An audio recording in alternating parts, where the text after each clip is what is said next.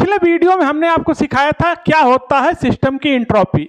Entropy को देखने का क्या तरीका होता है, इंट्रॉपी कैसे निकालते हैं, इंट्रॉपी के सारे क्वेश्चन हम लोगों ने सॉल्व किए थे।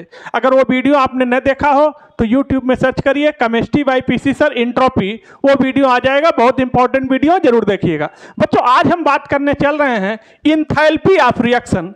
किसी रिएक्शन की इंथैल्पी क्या होती है, इंथैल्पी कैसे निकाला जाता है, इंथैल्पी कैलकुलेट करने के क्या तरीके होते हैं, ढेर सारी बातें इंथैल्पी की करेंगे। तो बच्चों आप सबका स्वागत है आपके प्रिय channel chemistry bye PC sir पर। और नाम तो सुना ही होगा, one and only PC sir. आइए स्टार्ट करते हैं। What is enthalpy. इंथैल्पी की बात करें तो total heat content of A system, total heat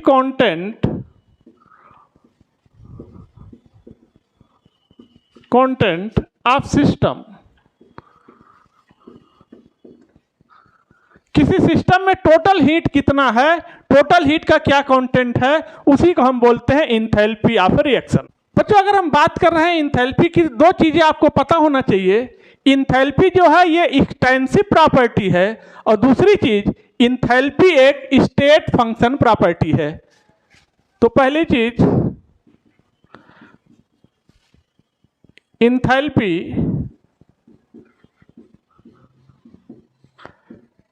is extensive property, extensive property.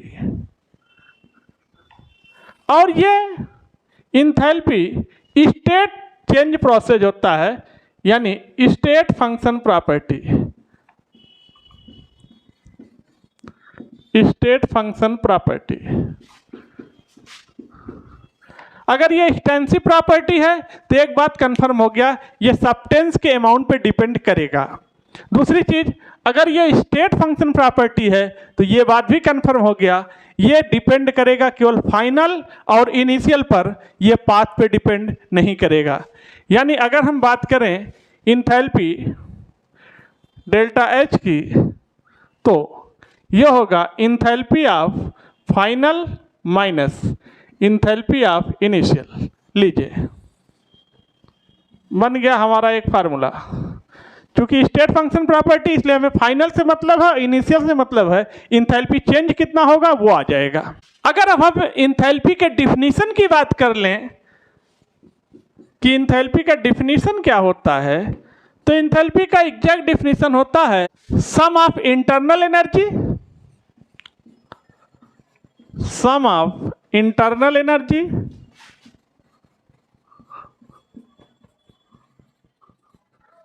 Plus PV energy. किसी भी सिस्टम के पास कितनी इंटरनल एनर्जी है और कितनी पीवी एनर्जी है, दोनों को जोड़ दीजिए तो आ जाएगा इंथैल्पी ऑफ सिस्टम। अब बच्चों किसी भी एलिमेंट की इंथैल्पी नेचुरल स्टेट में 0 होती है, लेकिन इंथैल्पी चेंज हम कैलकुलेट कर सकते हैं। सपोज करिए कि हमारे पास है कोई रिएक्शन ए गिव्स प्रोडक्ट, और हमें निकालना है इंथैल्पी ऑफ रिएक्शन। तो यह होगा इंथैल्पी चेंज यानी enthalpy of product minus enthalpy of reactant. बात वही है, final minus initial, product final, reactant initial. तो फाइनल माइनस इनिशियल यानी प्रोडक्ट माइनस रिएक्टेंट, तो इंथैल्पी ऑफ रिएक्शन आ जाएगी। इस इंथैल्पी के लिए दो चीजें जिम्मेदार हैं, एक तो इंटरनल एनर्जी और एक PV energy.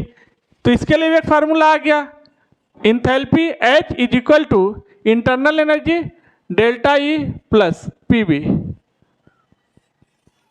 That is enthalpy of reaction. किसी भी रिएक्शन की इंथैल्पी है internal energy plus PV energy. और इंथैल्पी क्या था basically, H is equal to internal energy E plus PV energy, यही तो था इंथैल्पी। और हमें पता है कि किसी भी एलिमेंट की इंथैल्पी हम नहीं निकाल सकते, लेकिन इंथैल्पी चेंज निकाल सकते हैं।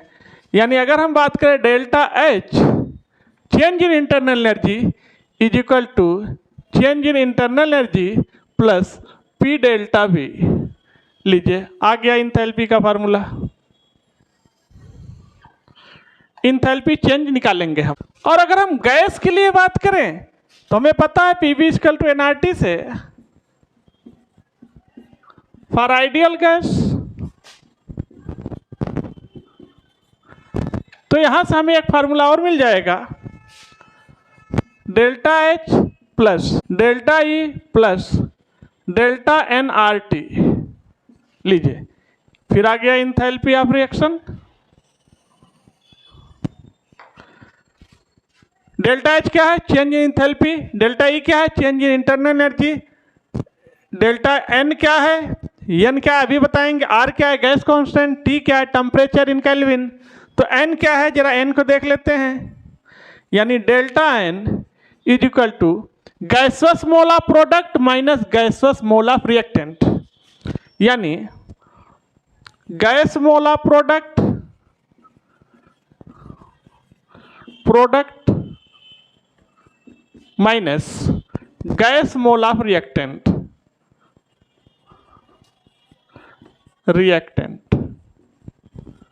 यहां से निकल जाएगा डेल्टा N,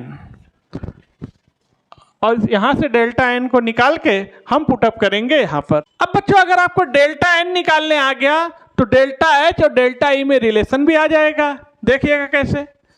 ये हमारे पास डेल्टा H और ये है डेल्टा E, ये है डेल्टा H, ये है डेल्टा E, ये है डेल्टा H, ये है डेल्टा E। अब यहां से तीन सिचुएशन बनती हैं। डेल्टा N की वैल्यू हो सकता है ग्रेटर देन 0 हो सकता है लेस देन 0 हो, या हो सकता है इक्वल टू 0 हो।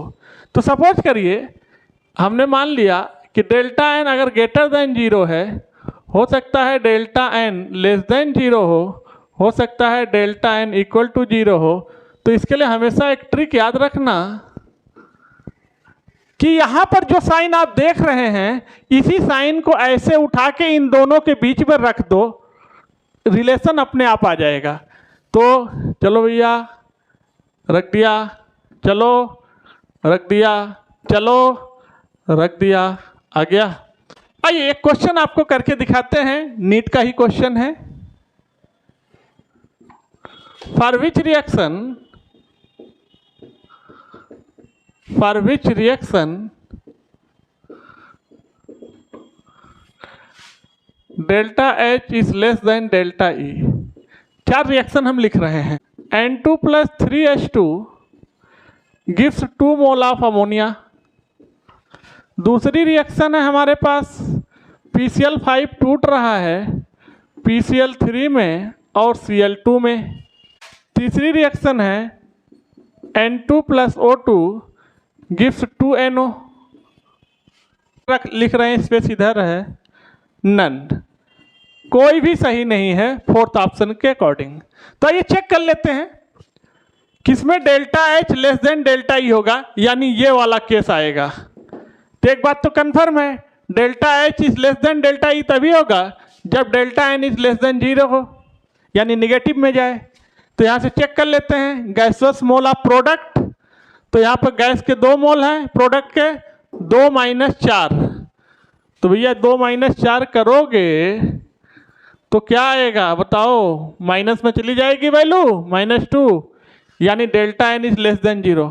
यानी इस रिएक्शन के लिए delta N is less than 0। तो सही कौन हो गया? फर्स्ट। बाकी आप चेक कर लो। तो बच्चों आज के वीडियो को यहीं पर रखते हैं। आप लोग वीडियो को लाइक करिए, चैनल को सब्सक्राइब करिए, बेल आइकन हिट करिए और लिंक को अपने फ्रेंड्स में शेयर करिए। फिर आपसे मिलते हैं अगले वीडियो में। तब तक के लिए थैंक यू, धन्यवाद।